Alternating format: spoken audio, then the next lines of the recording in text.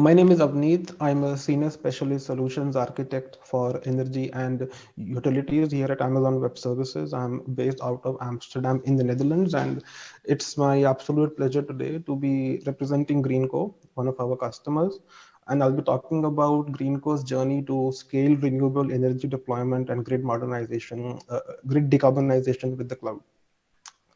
I have prepared for us a short agenda to help us navigate through the session. I will begin by giving an introduction of Greenco, their business, and what were their challenges with on-premise, their digital transformation journey.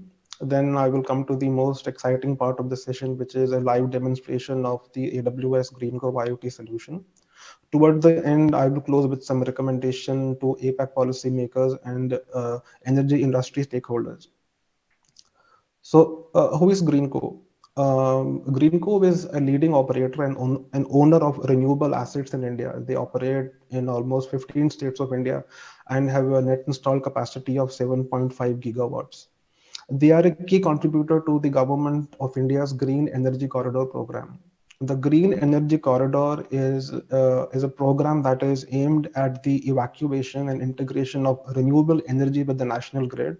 It has a significant backing from the government of India, and Greenco happens to be the number one contributor toward that program. You can see the breakup of their fleet here. They are building some of the largest renewable energy sites in Asia. In fact, they are building one of the largest single site 1 gigawatt solar farms in the city of Kurnool in the state of Andhra Pradesh. So, what were some of Greenco's challenges with regard to on-prem? Well, it all begins with rising OPEX, the cost of ownership of renewable assets, beginning with licensing software, maintenance, and storage.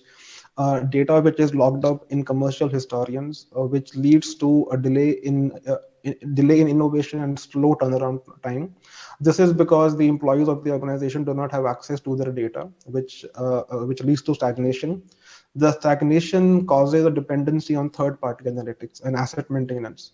And the moment you develop a dependency outside the organization, you inevitably lack in speed in onboarding of new assets.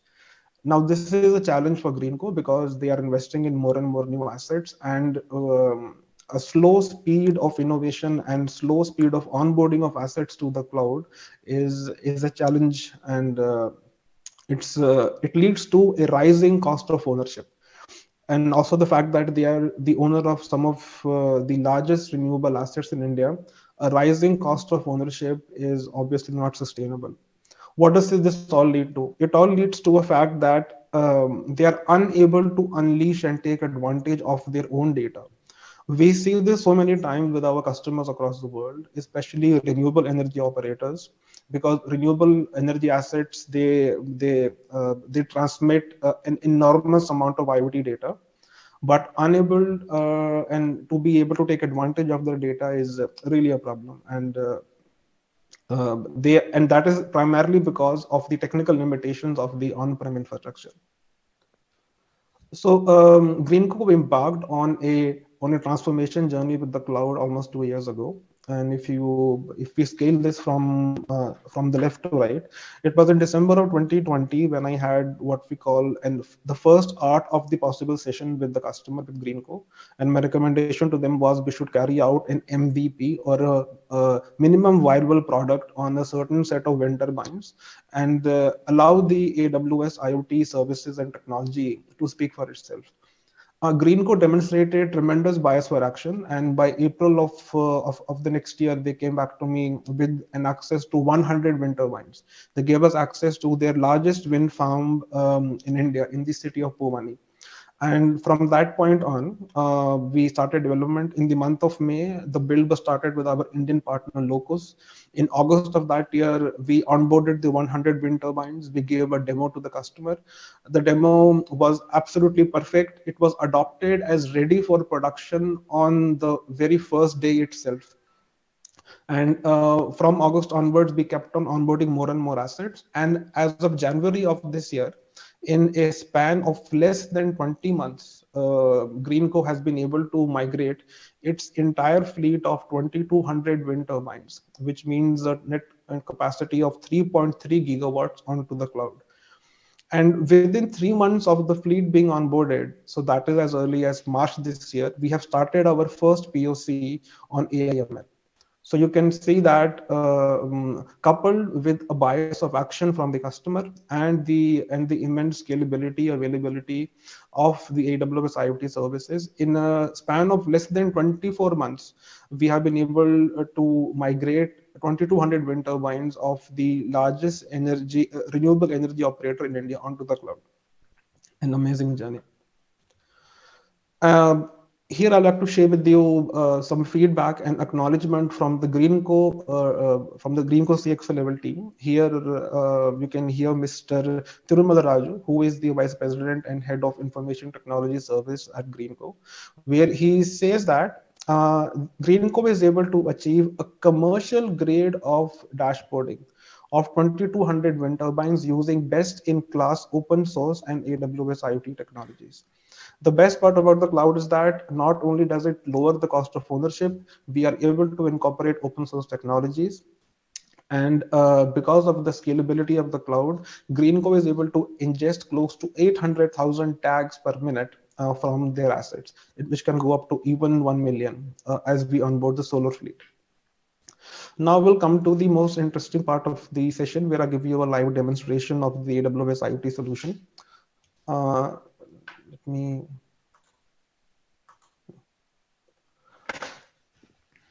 So what you see here is known as the Greenco landing page. We are able, so this is running in a gigantic screen in the central control room of Greenco in the city of Hyderabad. And we are able to remotely monitor 2200 wind turbines across the 7 states of India in which they are located. You can see right now that around 1400 wind turbines are online. It means that their blades are spinning. 465 are ready, means that the wind has not picked up yet. They are waiting for the wind to pick up. And 95 are offline, 135 have no connection. This happens every day because of maintenance reasons. The bars at the bottom here represent the 7 states of India in which their assets are located. And now we will gradually make our way down all the way from the fleet to the level of asset. The next level that we go to is at a state level. And here we can see that what is the performance of each and every state. You just saw that the dashboard is refreshing. The dashboard is refreshing every 1 minute. It is collecting data around 800,000 tags. A tag is a metric. It is a measurement of a physical quantity like temperature, pressure, humidity.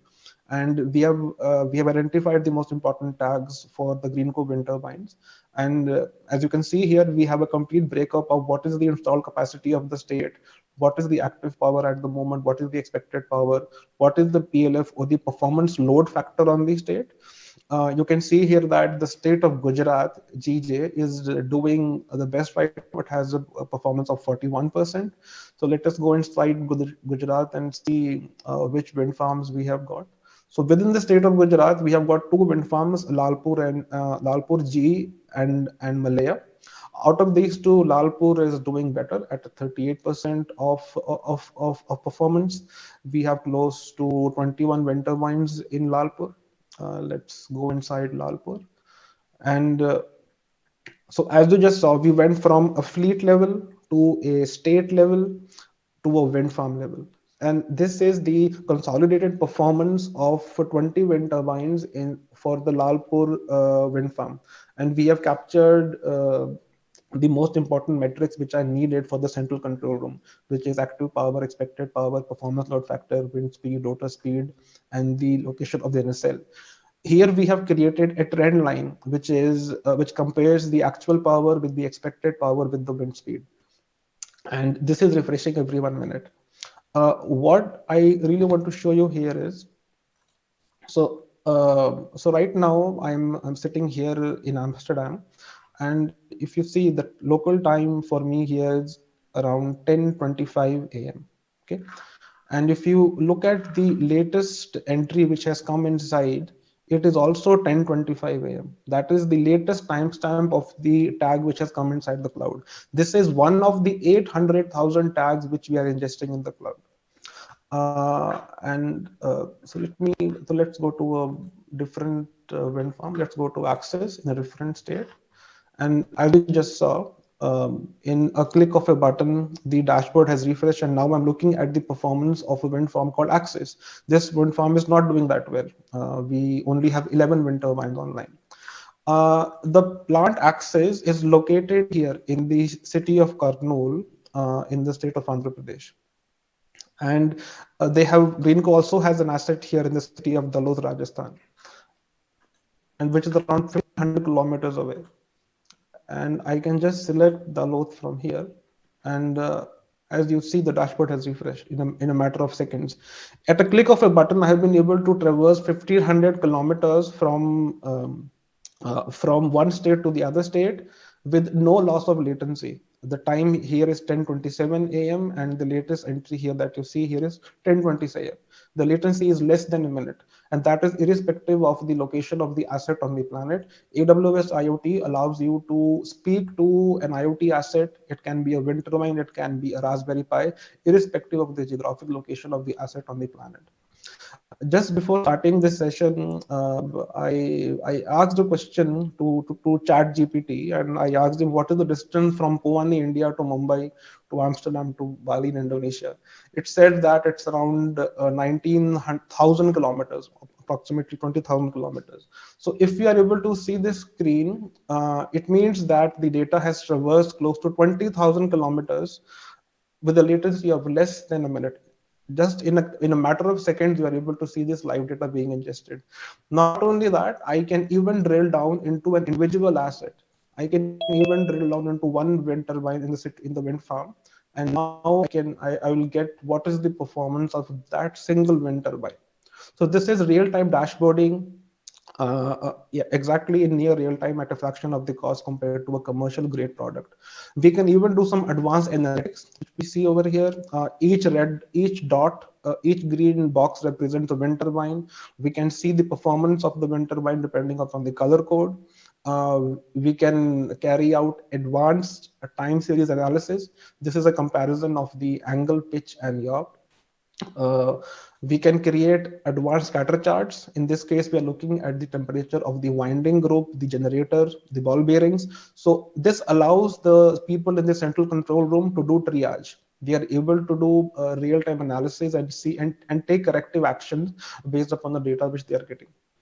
So, what are the benefits that Greenco has been able to achieve? Well, just by moving to cloud, they have saved around $200,000 on licensing clock or licensing cost alone. 50% cost has been reduced with regard to storage as compared to on-prem. The onboarding time has been reduced from weeks to a matter of hours. We were able to create a standard operating procedure, which was given to the employees, and once they were trained, it took them just few hours to onboard to set up the connectivity from the site to the cloud. They're able to achieve a commercial grade of performance at a fraction of the cost. They are ready for AI/ML, and this all leads to teams which are empowered and which can work more efficiently. So towards the end, I want to close with some recommendation to the APAC policymakers. The first recommendation is that the CXO level team of the organization must adopt a cloud first policy. This makes the adoption of the teams within the organization much more easier. Number two, both public and private players must have access to cloud-enabled tools, and organization must ensure that. At AWS here, we are constantly lowering the bar of entry for adoption of cloud technology, and this even goes for AWS for IoT technology, for edge computing, AI/ML. Number three, investment in the grid. On an average, the age of the grid across the world is almost 50, 60 years. At some location, it is even 100 years. And with an aging grid, there is only so much of energy which it can transmit. And after a certain point, we will have to curtail. And this is a situation that we need to avoid. So investment in grid infrastructure, so we have new power lines, new pylons which can carry the additional amount of renewable energy that we are creating. And number four, how can we expand options for corporate renewable energy procurement? We can do three things here. The local government and organization can help renewable energy operators to start up their venture. For example, help in the acquisition of land. Number two, the government can provide financial support. A great example of this is India's green energy corridor, where the government is co-investing almost 40% of phase one of the project and around 30% of phase two of the project. So it is essentially incentivizing financial institutions and other organizations to invest in renewable energy assets. And number three, finally, we need to onboard new renewable assets to the grid regionally so that we can boost corporate procurement. And this is where Amazon is leading by example. As of January this year, Amazon is the largest procurer of renewable energy in the world, close to 20 gigawatts. And we are already investing in close to 400 renewable energy projects of wind and solar across the world. So with this, I would like to end my presentation, my session. Thank you so much for your time. It's been a pleasure to speak to you. I wish I could have been there myself. But thank you so much. Have a great day and enjoy the remainder of the session. Thank you.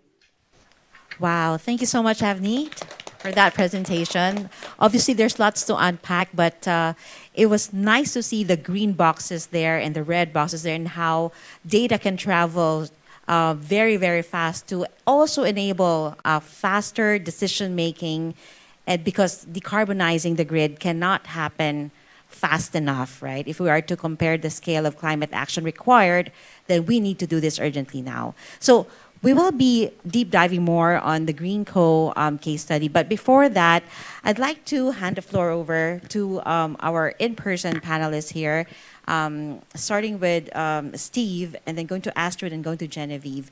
So Steve, could you tell us a little bit more about the work that you're doing at the ADB, and how has the cloud impacted the results in your work area?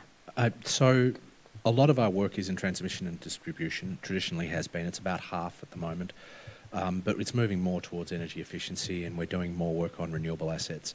And I just wanted to make one point, is that if you look at the amount of energy we use generally, it's about 60% of it, over 60% of it is wasted, whether that's waste heat from cars or whatever. So if you look at electrification of cars, that's one thing that you take emissions away from. If you look at capturing waste heat from energy, that's another way that you can use thermal batteries to then use that to power off facilities at night using heat to energy. Now, a lot of these technologies haven't kicked off is because there's not a lot of discovery, and a lot of people don't know where the opportunities are. Same as people have been having landfills that have been pumping methane into the atmosphere and nobody's found out. Well, we heard earlier today about Sentinel-1 in the session before this. Now you can see. So the cloud provides discovery. It also provides a bit of risk to people who have assets, but it also presents a great opportunity for people to make money on the small scale stuff. So we're seeing on the government side engagement on some of the traditional areas, but on the ventures side and the private sector side, we're seeing more people talk to us about energy efficiency and more people talk to us about these smaller applications. But Bono talked about Octopus. Octopus came and spoke to us 2 years ago on a challenge, and we found out that there was this whole ecosystem of applications that allow people to aggregate waste and trade waste, which we sort of knew about. We didn't realise how big it was. So there's an element of us getting that level of discovery as well. So the cloud represents something great for that. I'll hand over to Astrid. Thanks so much, Steve.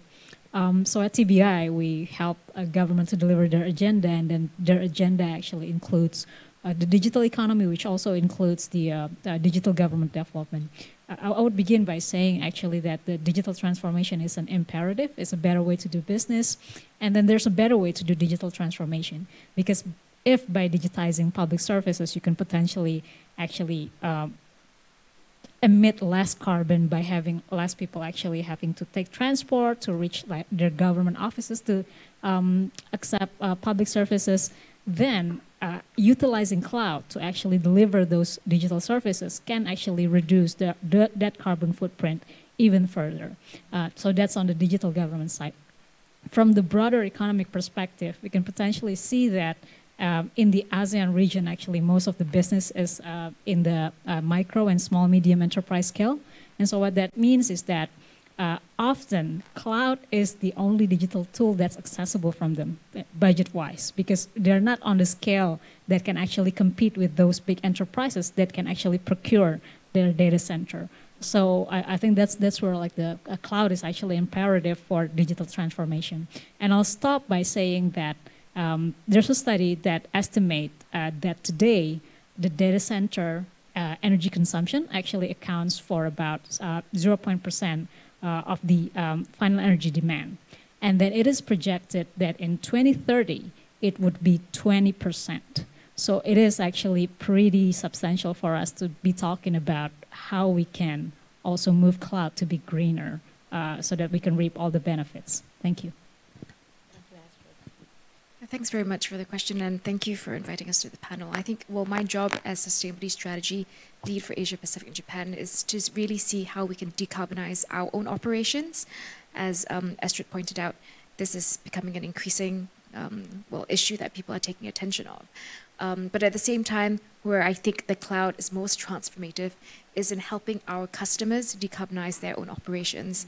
And furthermore, cloud is not just an enabler for decarbonizing our customers' own operations, but going further, we feel that cloud can actually be a multiplier by helping our customers help their customers, or in fact, they can even help decarbonize entire sectors such as the utility sector and the energy sector. As we've learned from the GreenCo example, this includes decarbonizing the grid by consolidating different renewable energy resources and allowing GreenCo to dynamically optimize and manage the demand and supply of renewable energy. So just that way. Wonderful, thank you. And Tiny, we'd like to hear from you, please. Yes, thank you for inviting me, and I share Avneet's despair that we can't be in person in Bali. So I've been covering cloud and sustainability for about 12 years now. And there is a considerable amount of economic gain that you can get from moving to public cloud. Cloud brings an agility which you've never had before, where you can scale up infrastructure within seconds. And as Avneet demonstrated in his presentation, the ability to be agile and change so quickly, as well as innovate, means that it's not just a huge economic benefit to move to public cloud. The sustainability you get through many different ways. You get the economies of scale for the data centers, which are usually modern, have very efficient operations. And we've seen some data centers who have things like campus cooling and campus heating, where they will actually take off their waste heat and use that to heat homes in around the data center, around a certain area. There's also great benefits from seeing real time the consumption of power for solar, where you can say, okay, some of these houses which are based in different places, I can see exactly how much power they can potentially generate if we put in solar panels. So there are so many different benefits that the cloud will bring. I will always put a sort of a question mark or certainly a stop, saying cloud is not the only way. The cloud, there are three reasons why you don't go to public cloud, and that's because of latency, legacy, and legal. But wholeheartedly, public cloud is a great benefit. But it's not the absolute end game here. Everything goes to public cloud is not necessarily the case. And this is where we start seeing more things on edge, where to address things like latency and maybe legal, so data residency and data sovereignty, that you want to keep some of the data actually outside the public cloud, as close to your manufacturing facility or as to your customer as possible. So there's a mixture we're seeing here, but certainly the public cloud is a very beneficial source of innovation and agility, which people are seeing not only the sustainability benefits, but also the economic ones. I like what I heard there, Tiny, on the legacy, latency, and legal aspects of also watching the cloud. And we move from green coal, which is a renewable energy application for the cloud, now to another sector, which is very vital in the ASEAN economy. Genevieve, this question is for you. For example, agriculture. It accounts for 25% of our GDP in some member ASEAN states, but is also a sector that has a large share of GHG emissions. How have you seen the cloud improve the situation?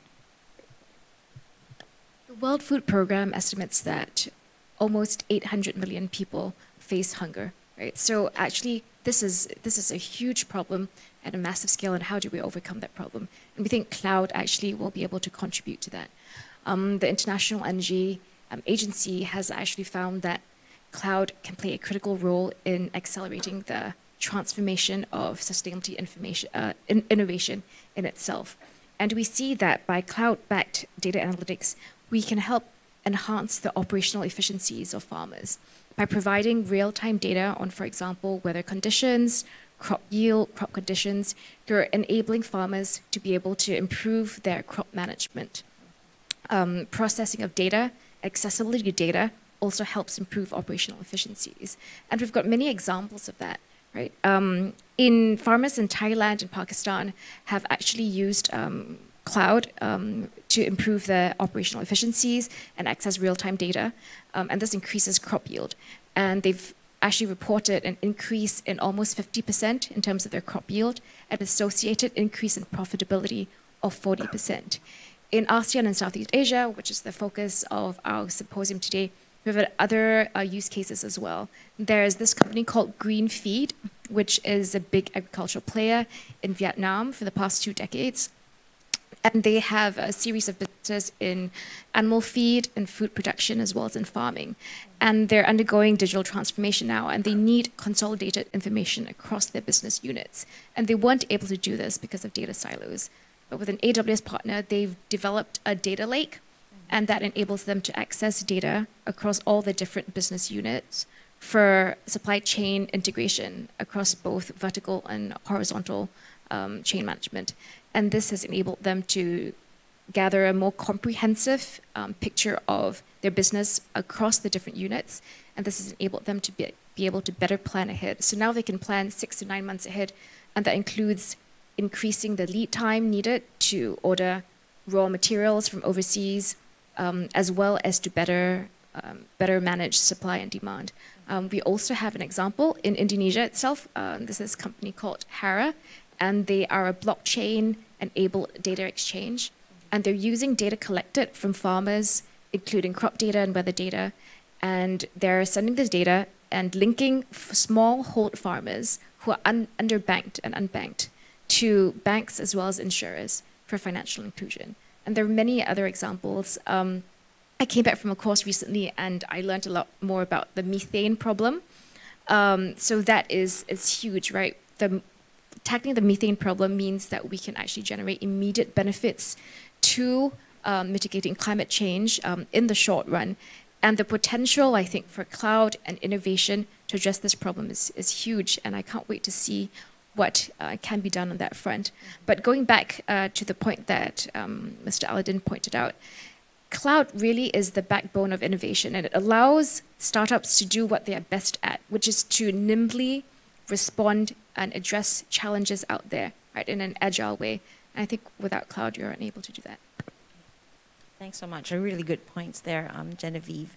Let me come to Steve first, because we've been, talking about how cloud is able to help scale, for example, the decarbonization of the grid at faster pace, and also methane, for example, the detection of methane, and help really businesses make proactive decisions to improve sustainability and business performance. But let's talk about the elephant in the room, Steve. Like, how about the emissions from data center operations that we already identified during the opening of the session, and also water that is also needed for cooling? So how can we address the resource intensity of data centers? So before my career at ADB, I was a methane biogas developer, so I really loved your comment. Thank you very much. And then before that, I actually built data centres. So I built like about 200,000 square metres of data centre space in Singapore as the construction manager. So the technology has changed tremendously, but there are certain functions that you need. And there'll be technology. For instance, we can look at using more exotic forms of cooling. We can look at using deep seawater potentially as one, but that's still very exotic, and Microsoft tried it, but it was still not fully developed.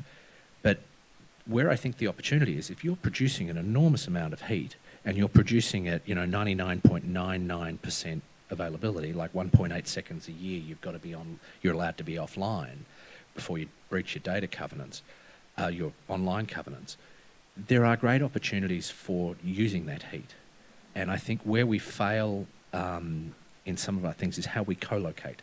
So for instance, could you co-locate a data center facility near a landfill and near industrial emitters to capture some of their waste heat, to use some of that heat as preheat, to use some of that heat to make electricity and actually create a symbiotic relationship.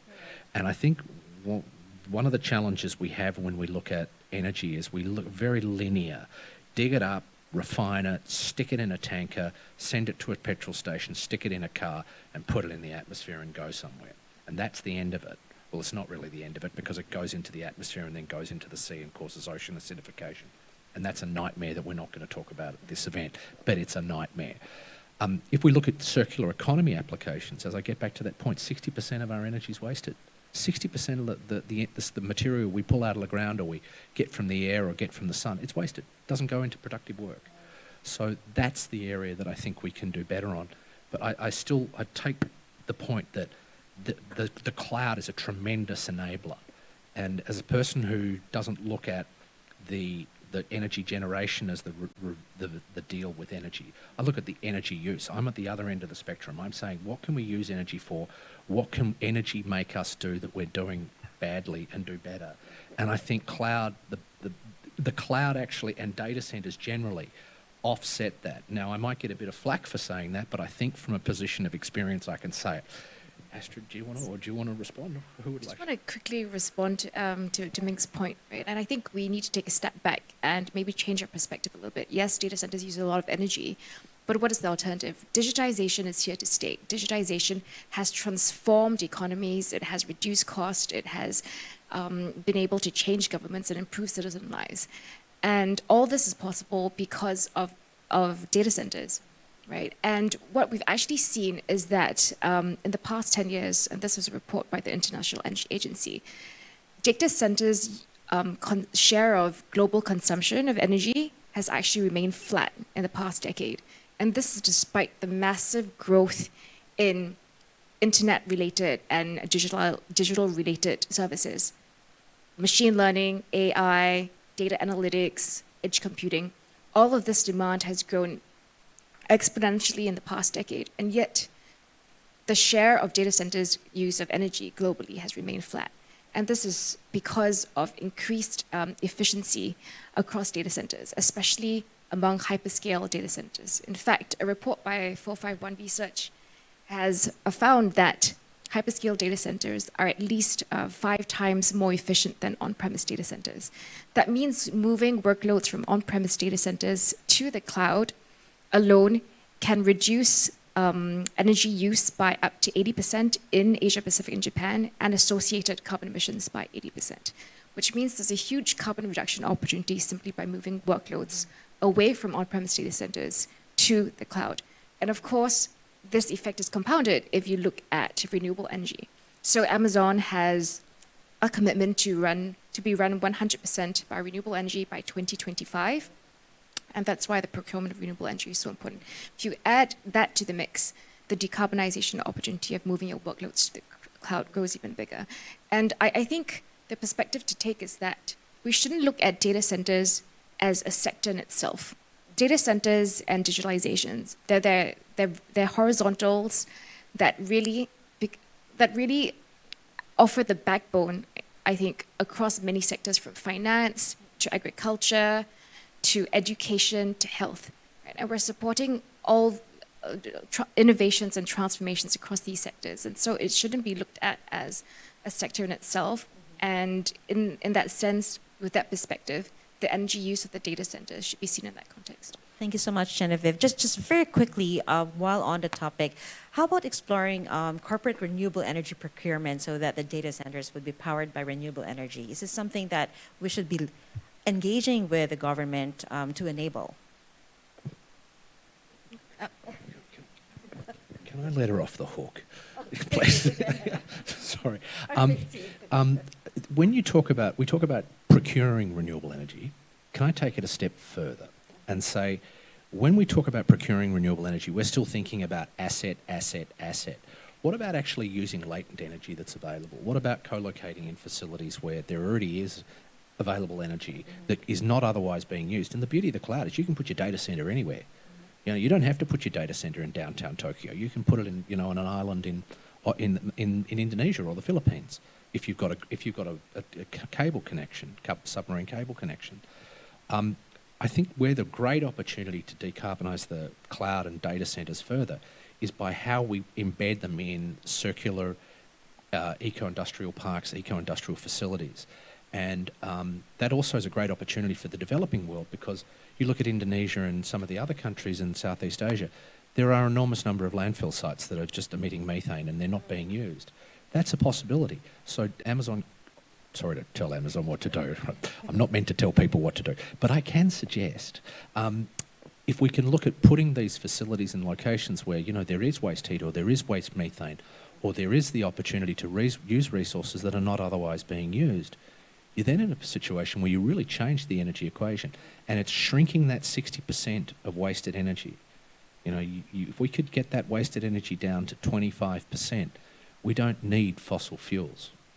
We've got enough energy to meet our demand. We'll have to get more renewable energy to meet growth. But if we did that just now, we wouldn't need fossil fuels.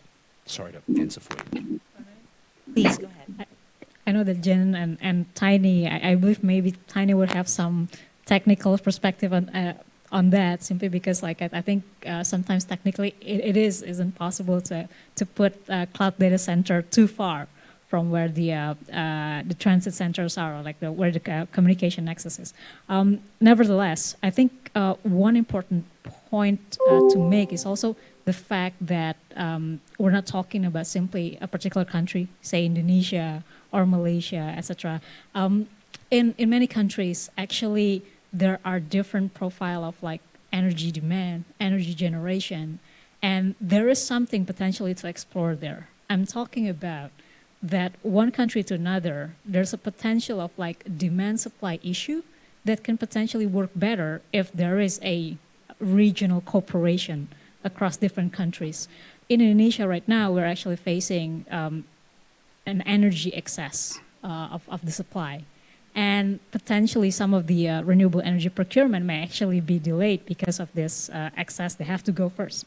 And what I'm saying is that actually solving this, because some of the other countries in the regions are actually suffering from the other side of the issue, which is like they're lacking energy generation. So I'm just trying to like brought up, because I believe ADB has also been working on some of these initiatives whereby they're trying to actually set up regional framework so that there can be like a better connection of a grid inter-countries. And I think that's something that potentially worth exploring as well as we power these data centers with green energy.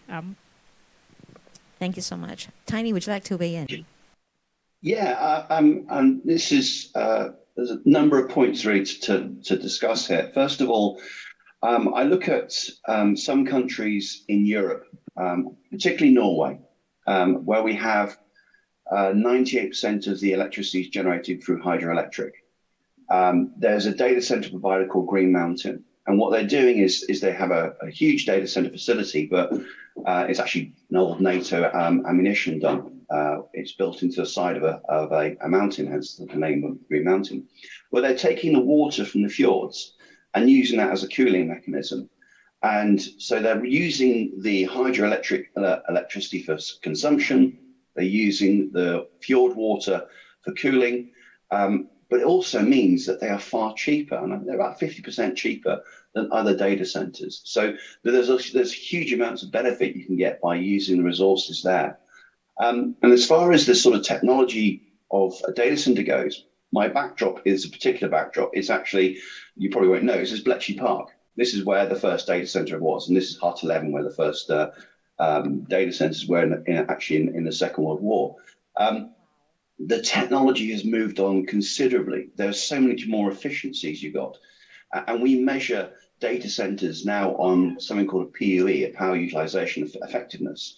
And the old data centers might have had a PUE of 2. So basically for every 1 kilowatts of power, I need 2 kilowatts to actually run it and cool it. We've now got data centers, especially with the hyperscalers, going down to about 1.2, and the extreme example is about 1.06, which means that there's very little energy needed to cool the data centers. So they're incredibly efficient. And there are mechanisms in all data centers like free air cooling, where I don't actually have to worry about using air conditioning. I can use open atmospheric air in particular locations where it gets cold at night. But also I can use seawater as a cooling mechanism. So there's lots of different technologies available. And to the point of whether cloud is going to take us, I mean, yes, absolutely, cloud is going to be the beginning of your digitization journey, and you can't do it without it. And especially for these small, medium-sized enterprises, if you want to do a big online campaign, or if you want to have a big online presence, the choices are, I build it myself, which might be millions of dollars of investment in data center and hardware and software, or I take a cloud service, which is I pay per hour, pay per minute, which is far, far cheaper. And the good thing about cloud is if I don't need it, I switch it off and I get great efficiencies as well. So there's lots of ways that the data centers are improving. The cloud is helping with the sustainability. And I think that we see some greater efficiencies coming from the data centers, from the cloud, hyperscaler cloud providers, which are, I mean, Amazon's by 2025, Microsoft reckon that they're going to be carbon negative. So basically they're going to be, rather than actually generating carbon, they're going to be consuming carbon by 2030. So there's lots of initiatives coming from the cloud providers, which are going to be very beneficial in this marketplace. Wow, thank you so much, Tiny. Lots of possibilities, and also lots of solutions to potential challenges that could be met along the way.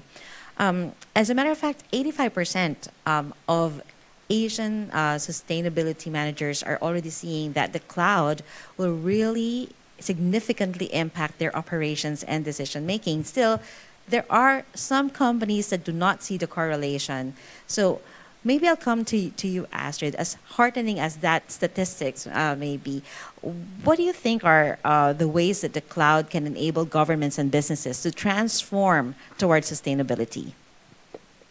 Thank you so much.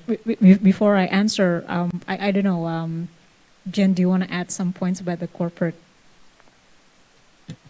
renewable energy? I thought ADB's point was a really good one in terms of trying to change the paradigm. So that's something we should definitely explore. At the same time, before that's feasible, we are definitely supportive of market structures that support direct procurement by corporate consumers to suppliers. And at Amazon, we try to make sure that what we do, we're leveraging our demand to add supply, which is additional to what is already existing on the grid. So the fact of additionality is really quite important for us, as well as affordability. And we also support transparent and efficient issuing of renewable energy certificates. And that's something that matters to us as well. Yeah, so I don't think a lot of companies have adapted like that stance that Amazon have adapted. I think Amazon leads the Climate Pledge coalition, right? And to your point, Ping, many companies out there are still not following that sort of footstep. They think it's not a must-have yet. And I believe it's also, it's back to the bottom line, right? Because they think maybe, the incentive is just not there yet for them to actually think that sustainability is actually has a real impact on their profitability. But the fact is that the consumer taste, the consumer demand is rapidly changing now. And they're becoming more aware about which company is actually serious about their sustainability efforts and which are not. And I believe this sort of trend will also, at one point, force those other companies who hasn't really yet seriously taken into account their ESG framework into taking more adaptive steps to be more sustainable. Some other thing is that, of course, that being said, the word sustainability itself actually means different things to many different actors, and so of course, the discussion around what the definition is also important. And at the end of the day, it's also about incentivizing. Consumer demand is one thing, but government's role is also very important into actually pushing these companies, incentivizing them to do the right thing. Yeah, Steve, yes, please. Thanks, Astrid. Can I pick up on your point about government's role? And we had a very successful project in Cambodia about 2 or 3 years ago. And it was basically a copy of the work that was done in Rajasthan, where there was a large amount of space, and government decided what we'll do is we will build these solar parks, and then we will do reverse auctions to have people come and put their panels in and buy the electricity on the lowest possible bid. And to give you an example on how there's a role for government and there's a role for industry, and that regional cooperation point is actually in our charter. So it's with no nukes, help poor people, and regional cooperation are the three things that are in our charter. So thank you for bringing it up. But this Cambodian project, the prices people were getting for developing solar parks in Cambodia were between 8 and 9 cents US for energy at the spigot, at the substation. We got 3 cents when we worked with the Ministry of Mines and Energy by developing the infrastructure and then doing a reverse auction. Subsequent purchase was closer to 2. So the world record, I think, is 1.5 or in Saudi Arabia. So you're seeing that if you change the methodology, it helps, but you can't change it on your own. Like Amazon can't come out and say, bash everybody on the head and say, we're going to be sustainable, you must follow us. Governments have to come in, multilaterals have to come in, and we need to have the expertise across a group of people to say that and cooperation. And if it's done at a regional level, that's even better. So there's a lot of, as I said, there's a lot of resources available for making energy, not just fossil fuels. And people will look back at us in 2 decades and think, how stupid were we that we spent 7% of our global GDP on subsidies for fossil fuels. $1 trillion direct last year, about 4 indirect by tax and structural incentives. I mean, our grandkids are going to look at us and say, well, maybe not your grandkids, but my grandkids are going to look at me and go, what were you doing? Sorry, I'll hand over. Excellent points there, Steve. Also, our audience members in person might have some questions for us. Just feel free to let us know.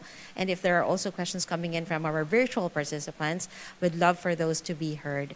But just expanding on what the government can do to be able to tell businesses that there are smart technologies, cloud-based technologies that would help them transition towards sustainability.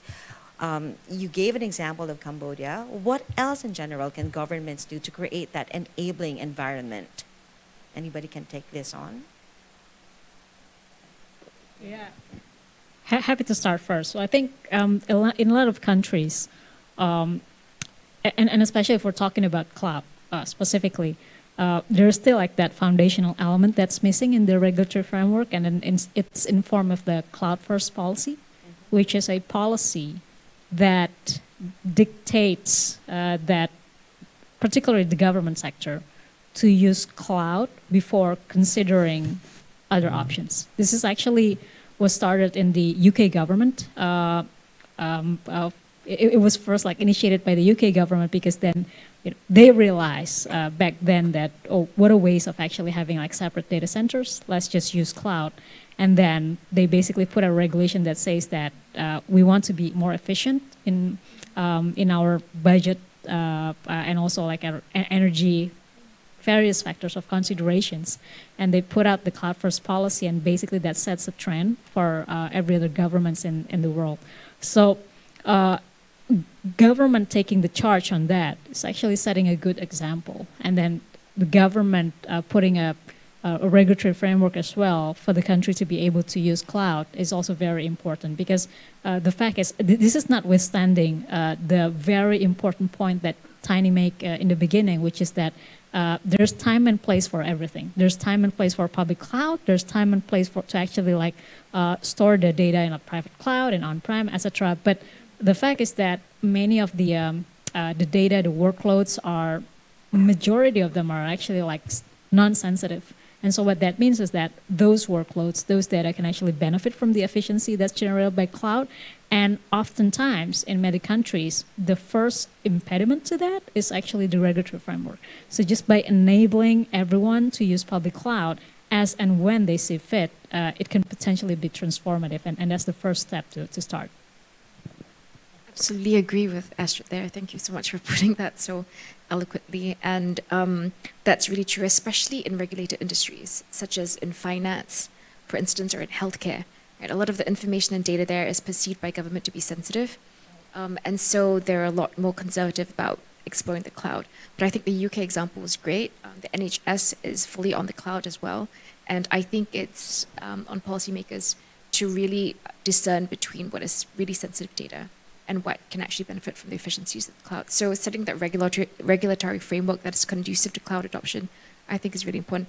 The second thing is to partner the private sector, right, and set ambitious goals and then work together to achieve them. And this means tapping on things like open access information. So we have an initiative called Amazon Sustainability Data Initiative, and that is really just providing access to open source climate data across agencies and democratizing access to that data among researchers. And this accelerates climate action and innovation, because it actually opens up data for free to researchers.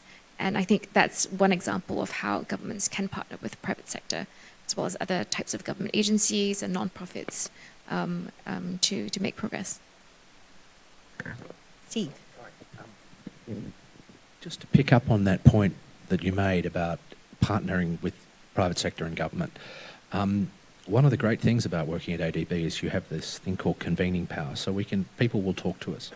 And when you're a very large company, you sort of have de facto convening power. You know, if the minister gets a call from the vice president at Amazon or whoever, they will take the call. I think if it's a matter of sharing data is very helpful, but I think also about sandboxing new ideas. So I'll use an example. When I was 20 years ago, I was trying to develop a biogas project on Jurong Industrial Estate, and we couldn't get the project to work because we couldn't sell the electricity to the people next door who really needed it, because the regulation was, well, you're not allowed to sell electricity cross-boundary. And that was a regulatory issue. And if there had been a sandbox where we had tried that, then that would have been very helpful. And I think governments understand sandbox, and I think governments are also, they're in a difficult position because they're trying to maintain a level playing field with everybody else. I mean, we have the same problem. We can't preferentially treat one company over another. But we can try things, and if we try things and they succeed, great. And if they fail, well, we learn something from it. And I think if large corporations can come in and blaze a way through that. And Tini, I'd be interested to hear your view on that, if you could, if I could hand over to you after this question, is how do you see, in your experience, how do you see your engagements with governments on sandbox on different ideas? Well, if I can address that and a few other points being raised, before we start that, the first thing I would say is that government regulation around data protection can be beneficial to the consumer, but sometimes it can be very destructive. So, for example, there are countries who have very strict data residency laws. I think about Oman and maybe Saudi Arabia, and there's lots of other countries we can say that they have to keep the data within the country. Now, it's then, if you want to go to the cloud and you want to go to hyperscalers, because they are the most efficient cloud providers, they are not going to build a data center in all the countries of the world. They are going to only build data centers in particular areas where they can reap the best economic benefits. So there are countries now which are in an economic disadvantage because of the regulation saying the data must remain in my country. So that's the first point. The second point, obviously, with governments and sandboxing is the innovation which you'll find when you start playing with the cloud. Your technical people can start realizing actually we can do things so much differently. We can change our processes. And one of the biggest changes for an organization is not on the technology, it's on the people and process. And if I can innovate and I can have that sort of culture of innovation and agility, it means I can be very competitive globally as well as locally. And there are certain verticals, for example, retail, who have had to innovate very quickly because there is an Amazon in this world who is actually out innovating you cheaper, can fulfill a great logistics hub. And if you're a retailer, you've got to compete with that. So you want to be able to encourage that innovation through pushing organizations to understand, first of all, what the cloud is, because the cloud is sometimes this one great thing everyone worships, but you need to be understanding it's data centers, it's technology, which allows you to innovate. You pay per use per minute, which changes your CapEx to OpEx model. But then there's also this idea that as you're innovating, you're able to provide more services.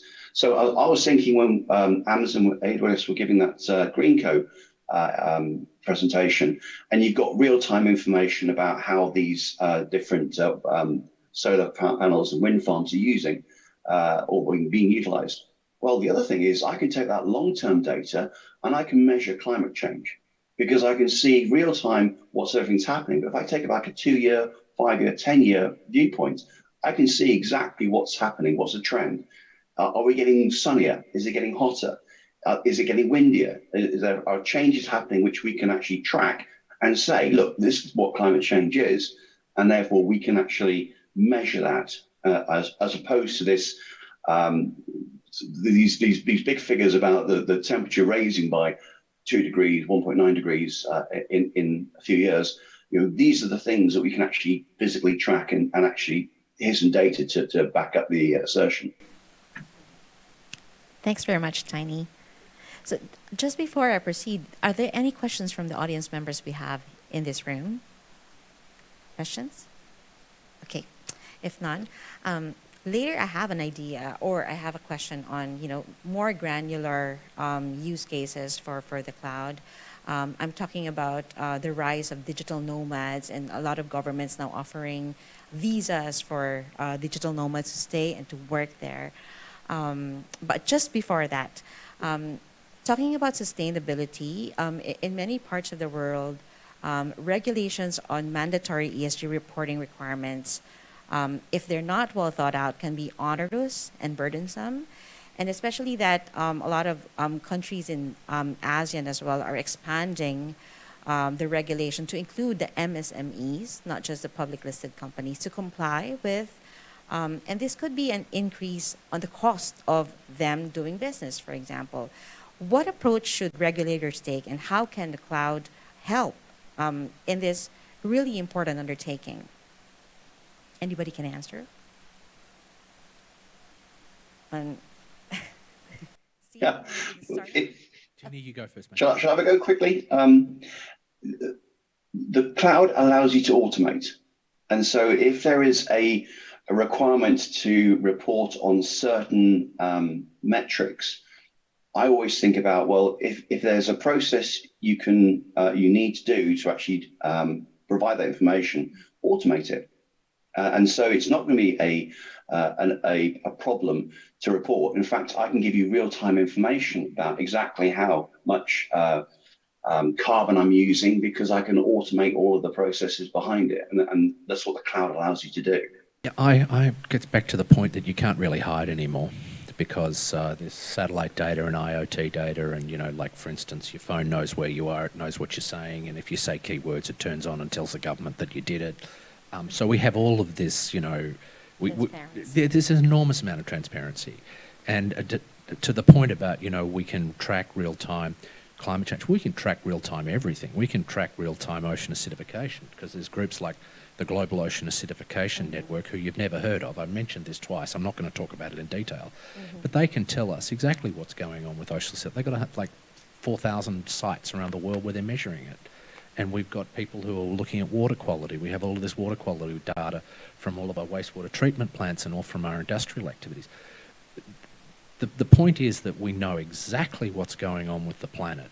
We just don't manage it. We're not actually sitting down saying, we have all of this data, why aren't we pulling it out? And one of the things with AI is AI has the capacity to do that. I know that's a long stretch, but we have the capacity to do that with AI, to track this in real time. And then we also have the capacity to figure out where the arbitrage is based on this is a factory here and we know it's producing heat. We can use that. We have all of this and we have all the technologies to reduce energy use and we have all the technologies to make water. It's just organising it, and where I think the real value of the cloud is and the real value of integrating that data is taking that leadership position and doing that work. And no one's really doing it overtly at the moment. But I suspect with all of these incredibly brilliant younger people who are doing things like the absolute change that's happened with ChatGPT, which has completely changed how people engage, this is coming. That's my view.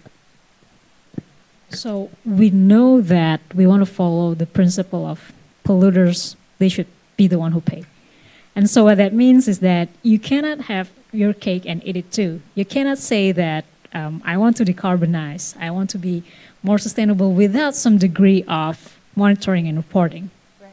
I think we can agree on that. Right? It's a matter of like whether that monitoring is actually at the right level, whether that monitoring is actually collecting the information that's really essential, and then of course, what are people going to do with the information that's submitted through that reporting?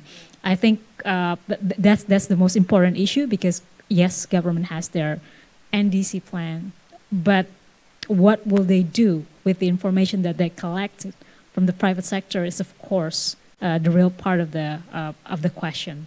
And so on top of that, I believe it's also the responsibility of the private sector itself to also set as what you mentioned. So they've collected the data, but also what are they going to do with their data? It's also something that's to be thought, because I believe the example that Avinet showed on why is Greenco utilizing cloud to monitor real-time data and everything, it's all back to the point that it actually affects their profitability. It actually affects their operational efficiency. And so what that means that this is back on whether there is an incentive for the private sector to do so that is aligned with their bottom line. So, and as long as it's actually clashes with that incentive, we can still find like this tension coming up again and again. Are you going to say what you're going to say? Absolutely agree. I think there's so much potential for cloud and AI to help with MRV, right? Monitoring, reporting, and verification. And I think that's one of the biggest challenges now because sustainability is such a popular term, and like everyone's starting to focus on sustainability. But what does it actually mean? There's so much greenwashing out there, especially when it comes to sustainability data and information. So right now, a lot of governments in ASEAN and Asia Pacific are compelling ESG reporting, but all of this is self-reporting. Right. There is no verification of the reports and the data that the companies are submitting to the regulatory agencies and the central banks. And I think there is huge potential for cloud to help with the verification part through, for example, satellite imaging, right, where you can see in real time, for example, in places that say that they are nature-based solutions, they're planting trees and generating nature-based solutions. You can use satellite to actually spot whether there's been any deforestation, forest fires, and that kind of information really helps you verify the data submitted to regulatory agencies. And I think there's huge potential for that, and not enough is being done at the moment. Steve pointed out. A really good point. And this brings me to what Governor Medalla of the Bangko Sentral of Pilipinas said this morning, that there are actually a lot of capital out there, but the bankability of these projects so that investors would be attracted to them putting money into these projects is the question. And I can see how cloud can very well enable the verification of data. Even for sustainability linked loans, right? If the banks need verification in order to verify the sustainability credentials of customers that they are providing loans to, this MRV supported by AI in the cloud can help support that as well. Yeah, I had a startup come and see me about 4 years ago, and they were using imaging data, a US company, using imaging data from the nighttime to identify which houses had lights on them. And I thought, oh, well, that's one. And at that stage, I didn't quite get it right. And I went, why is that important? He goes, oh, don't you realise you can tell whether the house is occupied? You can tell how many people there are in the house by the number of cars parked out. And then I realised, oh, God, they've got everything on me. There's all of this data and I thought, oh, well, it's lost. I've lost already. So how do I give in to that and make the best of it? And I'm going to ask you, because we had this discussion before the panel, right, that there's a lot of things where we're outside the boundaries of our planet to sustain, right? And this is not the SDGs. This is looking at water use. This is looking at the amount of carbon that's in the atmosphere. This is looking at things like the number of species that would go down every year. Can I ask a question? I'm going to ask you, how do we figure out a rationale to say who is taking more than they should and how should they engage in it? I'd like to ask your opinion on that. I'm sorry to throw you under the bus. That's a really subtle way of asking the question. Steve, you're really talented on this. So I think we should definitely begin by changing people behavior, right? And then changing people behavior through incentive starts by when people actually recognize the cost of or the consequence of whatever it is, the actions that they take. I'm talking about putting a price tag on their actions. So putting their price tag on the emission. So of course, carbon pricing is one initial step that the government could actually take to start this incentive mechanism, to put the incentive mechanism in the economy. I know that not all countries have actually done that. I know that not all countries actually agree on what the level of the price should be. It's back on like different other factors, but it is an initial step. And with regards to whatever it is, the instrument that the government would choose to actually impose that pricing on the businesses and everything, it's actually also a plus and minus. I think we are in the phase that where we are like doing as while we're actually learning how to do these things, because first and foremost, measuring is actually hard. You need technology. Cloud is an enabler to do that, but we need to refine the technology of how to actually measuring the emission. And then the fact is also that different instruments also have like their pros and cons, their strengths and their weaknesses. We're talking the fact that about carbon duty potentially can be easy because you can put a carbon duty on the fossil fuel, and and people will start to actually ride less of like a private car and go to public transport. But the fact is that if we're going to say use carbon duty, what that means is that it's going to impact disproportionately people of the lower income socioeconomic status. And so there are like those trade-offs that the government should consider from time to time. It is indeed a very political decision, but I believe there are lessons learned to be had from one country to another. Do you think this is a good approach for companies who take sustainability goals more seriously? Anybody can weigh in. Carbon pricing?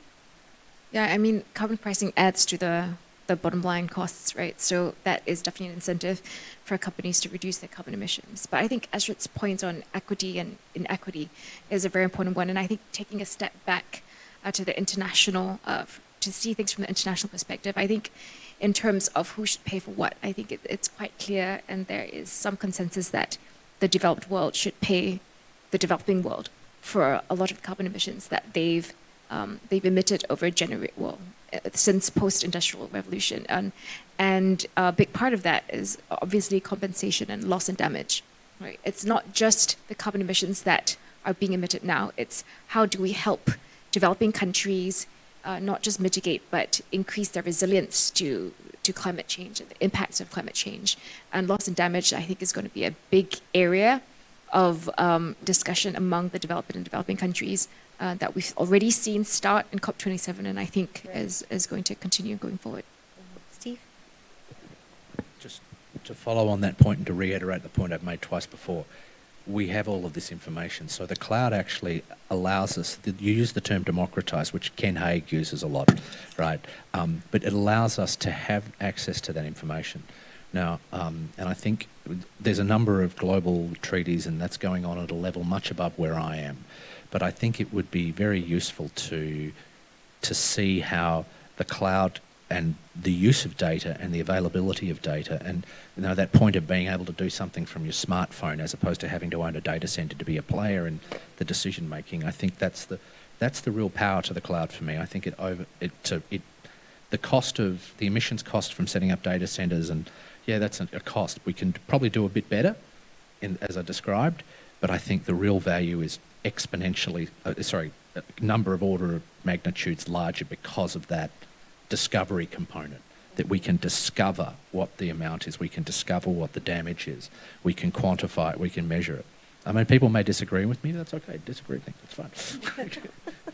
Tiny, would you like to share some thoughts?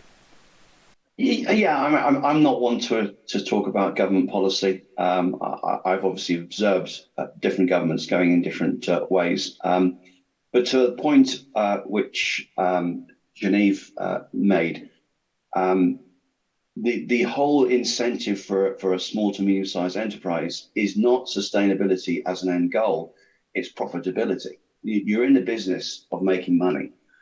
And if by being sustainable, you can reduce the costs or reduce the overhead of taxation, then that's the most sensible course of action. It doesn't have to be punitive damaging from the government to say, these are carbon taxes, but they do work. Certainly we have it in the UK. But it's also seeing the fact that you can actually generate more income by using the cloud, and which a byproduct of that is the sustainability. And to one last point is, if you look at the whole Scope 3 emission data, there is a huge need to recycle. What we've got now is a situation, unfortunately, the geopolitical situation in Europe, where we have the war, we have issues with sanctions on Russia, we have issues on grain production coming out of Ukraine and Russia, which are some of the biggest food manufacturers of the world, huge issues regarding fertilizer manufacture. We have to start to think a bit further, and it's not something which we can do in 10 years' time. You're going to be hit by this in the next year or so. So a recycling policy where you are looking to recycle electronic components to try and claim back some of the metals, the very precious metals, which you won't otherwise be able to get hold of, is going to be absolutely crucial for any organization. Thank you very much, Tiny. And I'm just conscious of the time, so I'm going to come to my wrap-up question for every one of us. And thank you to our in-person audience here in Bali and to our virtual participants as well. So we've been talking about the top-line application of the cloud and the possibilities of how it could transform our energy systems, our agricultural systems. But I come from a personal place. Not too long ago, I was in Kidapawan City in North Cotabato in the Philippines, where for the first time in 24 years, children were holding laptops. And these laptops were connected to the internet. And we keep talking about how the cloud is a backbone of digitalization. And I can imagine how much life-changing that could be. So circling to imagining a net zero ASEAN and your key takeaway as we wrap up this session, how do you see the cloud's role? What role does it play in imagining and creating a net zero ASEAN? Steve, I'll start with you. I'll give you a very short answer. I see a whole bunch of really smart younger people, and some smart older people too, using their phones and using data derived from their phones to find out a way to make a living and make life better for other people.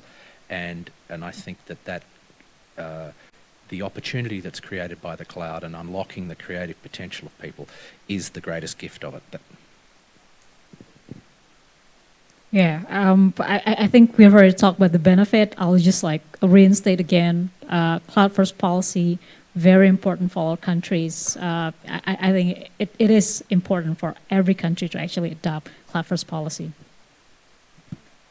So, along similar lines, I really do think that technology, cloud, lowers the barriers to education and information. And I think with that, you can have the potential to transform future generations. And these generations who then have access to new information and to education can perpetuate innovation and accelerate innovation, which can actually lead to more solutions to address climate change and to accelerating our progress. Tiny? Yeah, well, we've seen technology change people's lives throughout the past century. And you've gone from this day of I have to write everything out in hand to then I use a typewriter to then I start to use a word processor. This innovation is always happening, and the cloud is that next step. And it's just a natural course. The more you innovate, the better lives people have, the more information you can gain as an individual, the more you can contribute, and the more you can innovate. These are all natural things happening. So the cloud is that next extension. Wow. And that's a wrap. Thank you very much for such inspiring thoughts, Tiny, Steve, Astrid, and Genevieve. And thank you to our audience members.